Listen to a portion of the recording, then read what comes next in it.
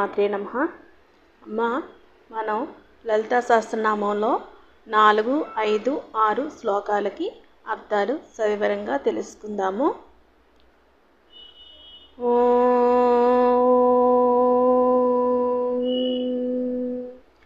ఐం హ్రీం శ్రీం శ్రీమాత్రే నమః.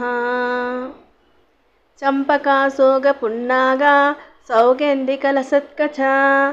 చంపక, అశోక, పున్నాగ, సౌగంధిక పూలు గుచ్చాలుగా, లసత్కచ అనంటే గుచ్చాలుగా అలంకరణ కలిగినటువంటి కచ సంపద కలిగినది అనంటే కురులు అని కూడా అర్థం వస్తుంది. ఆమె శిరోజాలకు ఇటువంటి పూలతో అలంకరణ చేసుకొని ఉన్నది. ఈ సౌగంధిక పుష్పాలు, ఇటువంటి సంపంగి పువ్వులు, ఈ అశోక పూలు, పున్నాగ పువ్వులు ఎటువంటి వాసన వస్తున్నాయట?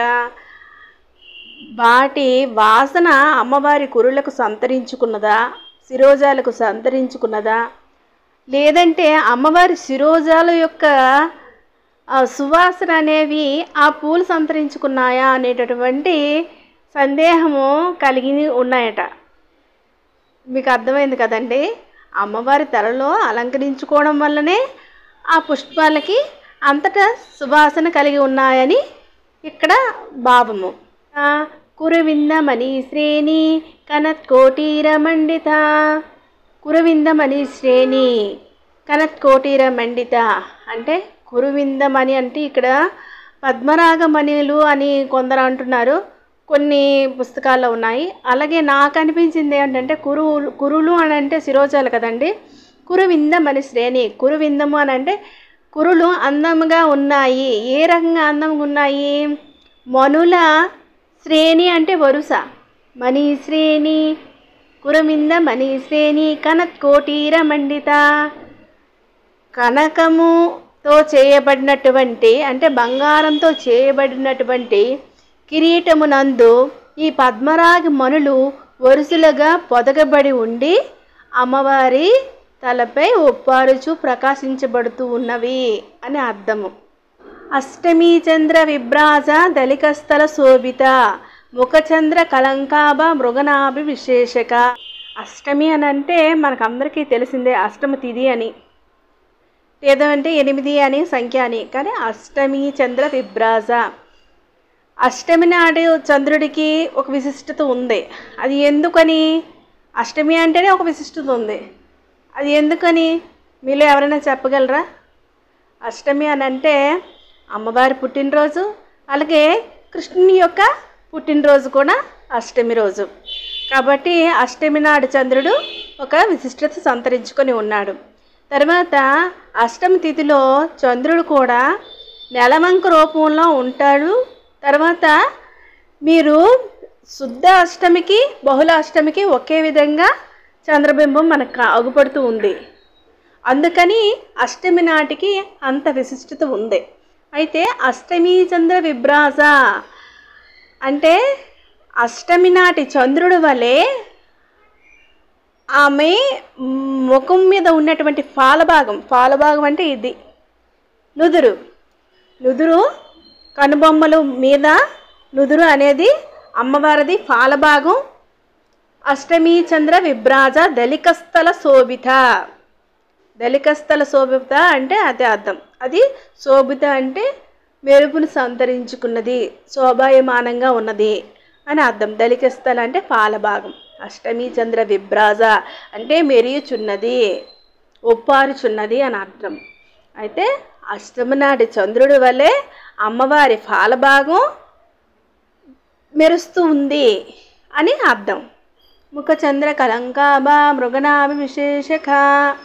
ముఖచంద్ర కలంకాభ మృగనాభి విశేషక అని అంటే అమ్మవారి యొక్క ముఖం యందు చంద్రునిలో మచ్చవలే అనంటే చంద్రుడు వేరు మచ్చ వేరు చేయలేం కదండి. చంద్రుడిలోని కొట్టొచ్చినట్టు మచ్చ కనిపించదు, అలాగని పర్టికులర్గా చూస్తే కనిపిస్తుంది. అంటే ఆమె చర్మంలోనే కలిసిపోయి ఉన్నటువంటి ఒక ముఖంలోని కలంకాభ అని అంటే కలంకము అంటే మచ్చ, ఆ మచ్చ అంటే కలంకాభ అంటే అబ్బ అంటే ఆ మచ్చల్లోనే శ్రేష్టమైనటువంటిది. మెరుస్తూ ఉన్నటువంటిది. చూడండి ఎంత చక్కగా చెప్పారో వసిన్యాది వాగ్దేవతలు.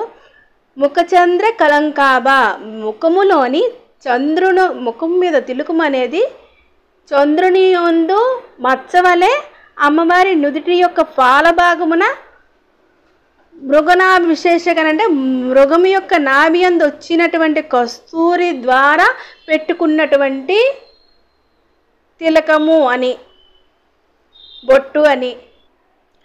వదనస్మర మాంగళ్య గృహతోరణ చిల్లిక.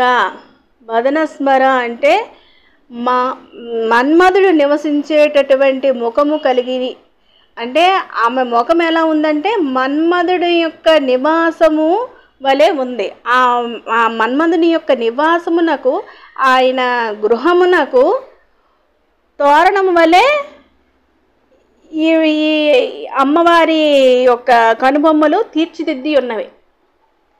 మనం గుమ్మానికి ఎలాగ తోరణములు కట్టి ఉంటామో అలాగే అమ్మవారి కనుబొమ్మలు మన్మధుని యొక్క నివాసమైనటువంటి ఆమె ముఖమండలానికి మంగళ తోరణముల వలె విరాజిల్లుతున్నవి.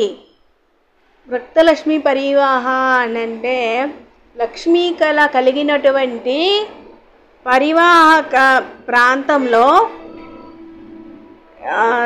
చలన్ మీనాభలోచన అంటే కదులుతున్నటువంటి జలచరములు, అదే మీనములు, కదులుతున్నటువంటి మీనములు అంటే చేపలు, చేపల్లాగా లోచన కళ్ళు కలిగినదానా అని అర్థం.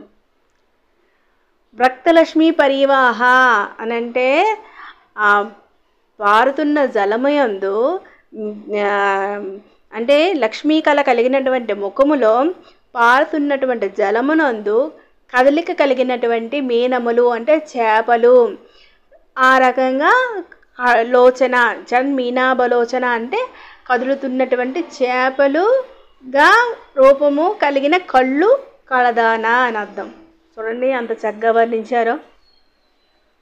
ఆమె కళ్ళు మీనముల వల్లే మెరుగుచున్నవి, మీనముల వల్లే కలదలాడుచున్నవి. అంటే వర్ణన ఎక్కడి నుంచి వచ్చిందండి? అమ్మ నుంచే వర్ణన వచ్చింది. ఆ సకల శాస్త్రములు కూడా ఆమె నుంచి ఉద్భవించినవే.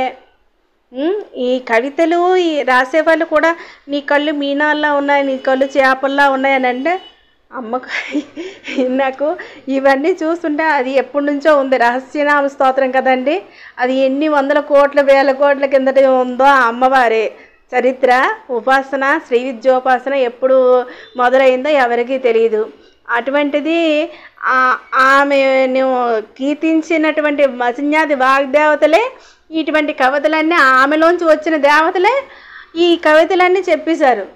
అంటే కవితలు కానీ, అలంకరణ కానీ, వస్త్రధారణ కానీ, తర్వాత కిరీటధారణ కానీ, లేకపోతే నగలు కానీ అన్నీ ఆమె నుంచి మనకి సంక్రమించాయన్నమాట. ఈ అలంకరణ ఎక్కడి నుంచో వచ్చింది కాదు, అమ్మ నుంచి వచ్చిన అలంకరణే మనకి ఆది నుంచి ఇప్పటికీ మనం పాటిస్తూ ఉన్నాం. శ్రీమాత్రే నమః.